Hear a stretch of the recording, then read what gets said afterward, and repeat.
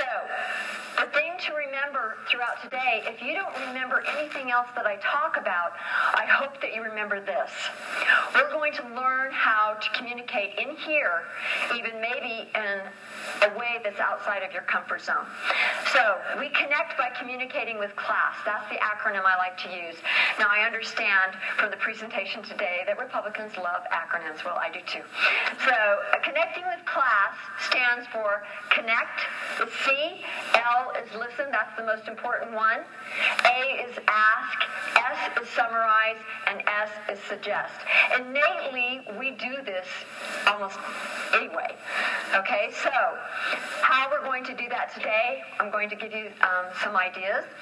Triangle of Triumph. This is what we have for our anti-bullying program. We've become such a society of victims. Would you agree? Okay, such a society of victims.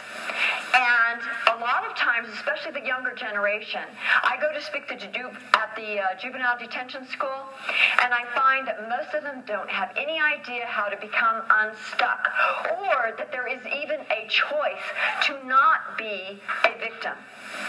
So, we have to recognize, first of all, that our society is really leaning towards a victimhood society. And we have to figure out how to get out of it. But you can't go in and say to a group of kids, hey, listen, you don't want to stay a victim.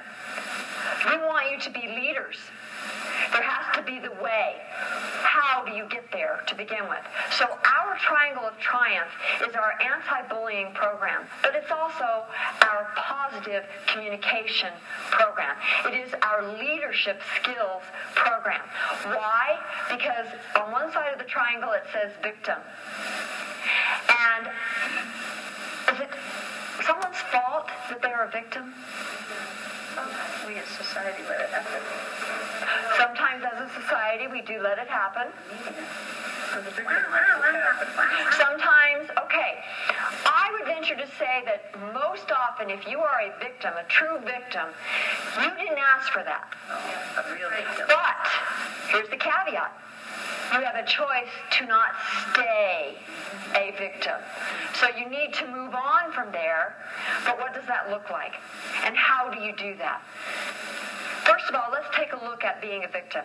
If you are a victim, what do you need to do? Ignore it? Address it? Live in it? What do you do? Address it. Address it. Oh, good. I'm glad you all said that. Okay.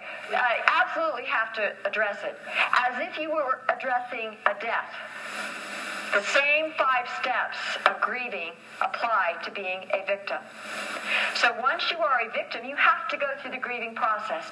You can't expect anyone to become a leader again unless they have gone through the grieving process. And I'm talking about victimhood, not from a tiny thing, but I'm talking about something that is really affecting your life, abusive-wise or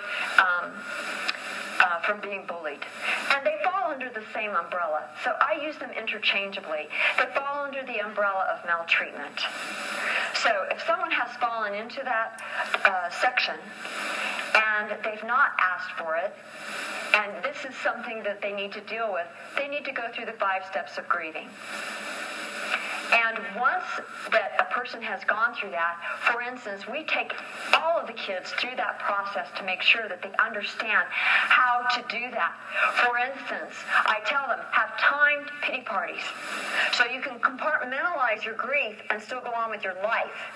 So let's say today I'm going to have a 30-minute grieving pity party. I'm going to time it.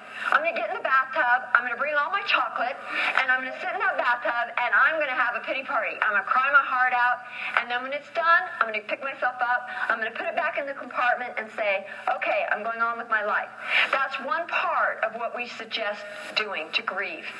The other factor is learning how to cope with your grief and doing things like physical gestures. For instance, everybody put your hands together like this and push as hard as you can and count to 10. 1001, 1002, 1003, 1004, 1005, 1006, and all the way to 1010. By the time that you're done with that, a lot of your adrenaline should be released from your body. Do you feel it? If you don't feel it, then I suggest you go on to the wood chopping phase and you chop wood. Imaginary wood and I'm telling you, if you do this on your bed, you can do damage to your bed, but you can also get rid of a lot of that tension from having been a victim and not having control over your life. That's the biggest part of being a victim. So we don't just treat being a victim as a lighthearted thing. It happens to all of us, and we need to know how to deal with it. Because once you get past the grief, you still have to learn to manage it, because I would venture to say that if you've dealt with a death, you know you don't ever get over it, especially if you deal with suicides. And that is something that we deal with quite a bit in bullying, in the world of bullying and abuse. In fact, just a sidebar here, girls ages 14 and under are at risk much higher, over 100% than they were 3 years ago for suicide. 100%. The age that girls start self-cutting or self-harming or attempting suicide is age 10 on an average. So I go into schools.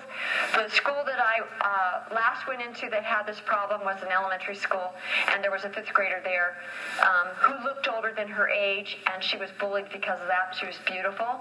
She was more mature. She looked like an 8th grader. And so it was very hard for her. So in dealing with being a victim, you have to address it. Everybody, whatever generation you're in, has to deal with it at the same time. Okay, the other side of the triangle is survivor. Now, this is the stage where so many people think, oh, I'm a survivor. Everybody knows I've survived being a victim of something, and so I'm just going to march on. I'm doing well. And you know what? I was abused by my own family from ages 3 to 9. I was sexually abused.